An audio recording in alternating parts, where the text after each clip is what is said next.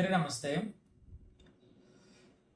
గత 3-4 రోజుల నుంచి చూసుకున్నట్లయితే మన ఆంధ్ర రాష్ట్రంలోని శ్రీ వైఎస్ జగన్మోహన్ రెడ్డి గారు సత్తెనపాలెం నియోజకవర్గానికి పర్యటన ఏదైతే చేసి ఉన్నారో అది చాలా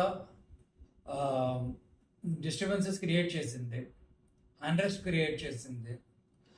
బేసిక్గా ఆయన పర్యటనకి పోలీసులు ఒక 100 మందికి మించకుండాన ఆ పర్యటనని ముగించుకొని రావాల్సిందిగా పోలీసు వాళ్ళు విజ్ఞప్తి చేసి ఉన్నారు. అయితే అది కూడా ఖాతరు చేయకుండాన బ్యారికేడ్లు తొలగించుకొని వైఎస్ఆర్ క్యాడర్ అయితే కానివ్వండి, వైఎస్ఆర్ పార్టీ ఓపీస్ అయితే కానివ్వండి, చాలా అన్రెస్ట్ క్రియేట్ చేసి వేలాది మందిగా తరలి వెళ్ళారు. దీనివల్ల ఏం జరిగింది అంటే 2 మరణాలు సంభవించాయి. అందులో మరి ముఖ్యంగా ఇప్పుడు జరుగుతున్న డిస్కషన్ ఏంటి అంటే సింగయ్య అనబడే ఒక వృద్ధుని మృతి. రీసెంట్గా వచ్చిన వీడియోస్ ప్రకారం ఏంటి అంటే శ్రీ వైఎస్ జగన్మోహన్ రెడ్డి గారి కారు ఏదైతే ఉందో దాని కింద పడే ఈయన మరణించాడు అని తెలుస్తూ వస్తుంది. ఇందులో మనం చూడవలసింది ఏంటి అంటే ఈ వీడియో చూస్తే ఎవరికైనా క్లియర్గా అర్థమవుతుంది. డ్రైవర్కి తెలుస్తుంది, ఖచ్చితంగా తెలుస్తుంది. ఒక స్పీడ్ బంప్ ఎక్కినా ఒక రాయి ఎక్కినా మనకు తెలుస్తుంది. అదేవిధంగా రెండిటికి ఒక మనిషో లేదు అంటే ఇంకేదో దాని మీద డిఫరెంట్ ఆబ్జెక్ట్ మీద కారు వెళ్ళినట్లయితే అది క్లియర్గా డ్రైవ్ చేసేప్పటికీ ఆ డిఫరెన్స్ తెలుస్తుంది. అదేవిధంగా ఎక్కిన తర్వాత డ్రైవర్కి తెలియకపోయినా ఆ వాహనం ముందు ఉన్న వ్యక్తులు అరుస్తూ ఉన్నారు, అది చూసైనా ఆపి ఉండాల్సిందే. కానీ ఆయన పక్కకి నెట్టివేసి తీసివేసి ఆ కారులోనే పర్యటన కంటిన్యూ చేయడం జరిగింది. ఇప్పుడు వచ్చిన న్యూస్ ఏమిటి అంటే ఆ సమయంలో వైఎస్ జగన్మోహన్ రెడ్డి గారి కారుకి డ్రైవర్గా ఉన్న వ్యక్తి ఎవరైతే ఉన్నారో ఆయన్ని కస్టడీలోకి తీసుకోవడం జరిగింది పోలీసులు. ఆయన ఎవరు అంటే ఒంగోలు ఎయిర్ కానిస్టేబుల్గా గుర్తించడం జరిగింది. అదేవిధంగా ఈ దుర్ఘటనకి కారణమైనటువంటి వెహికల్ ఏదైతే ఉందో అది కూడా శ్రీ వైఎస్ జగన్మోహన్ రెడ్డి గారి ఓఎస్డీ అయినటువంటి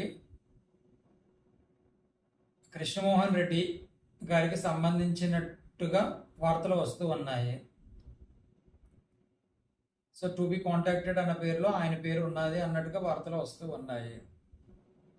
అయితే ఇప్పుడు A1గా డ్రైవర్, A2గా శ్రీ జగన్మోహన్ రెడ్డి గారు, అదేవిధంగా A3 ఆ వెహికల్ యొక్క ఓనర్ అన్నట్టుగా కేసు ఫైల్ చేయడానికి పోలీసులు సిద్ధమవుతున్నారు అన్నట్టుగా మనకు తెలుస్తూ ఉంది.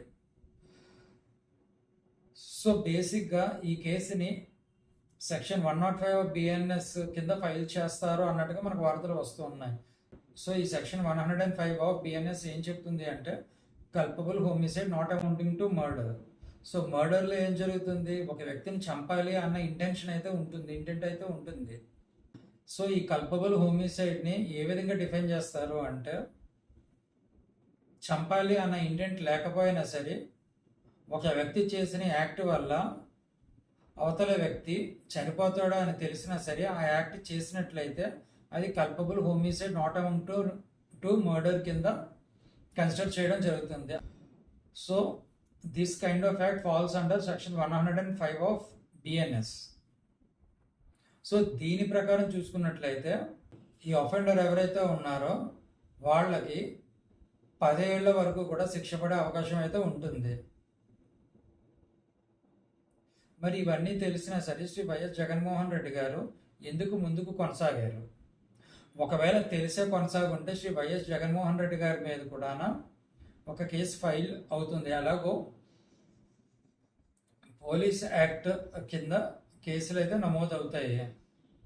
దాంతోపాటు కూడా BNS సెక్షన్స్ కింద కూడా కేసులు నమోదవుతాయి. తెలిసి వెళ్ళారు అంటే ఇట్ ఈస్ షీర్ నెగ్లిజెన్స్. మామూలుగా మన సివిల్ లాస్లో చూసుకున్నట్లు అయితే వైకారియస్ లయబిలిటీ అనే ఒక కాన్సెప్ట్ అయితే ఉంది. అంటే మాస్టర్ సర్వెంట్ కాన్సెప్ట్. ఏంటి అంటే ఒక మాస్టర్ కింద పనిచేసేవాడు తప్పు చేసినట్లయితే దానికి బాధ్యత మాస్టర్ వహించవలసి ఉంటుంది. సో మరి వైఎస్ జగన్మోహన్ రెడ్డి గారి మీద ఏ సెక్షన్స్ నమోదు చేస్తారు పోలీస్ వాళ్ళు, అదేవిధంగా A3గా కార్ ఓనర్ ఎవరైతే ఉన్నారో వాళ్ళ మీద ఎటువంటి సెక్షన్ నమోదు చేస్తారో మనం చూడవలసి ఉంది.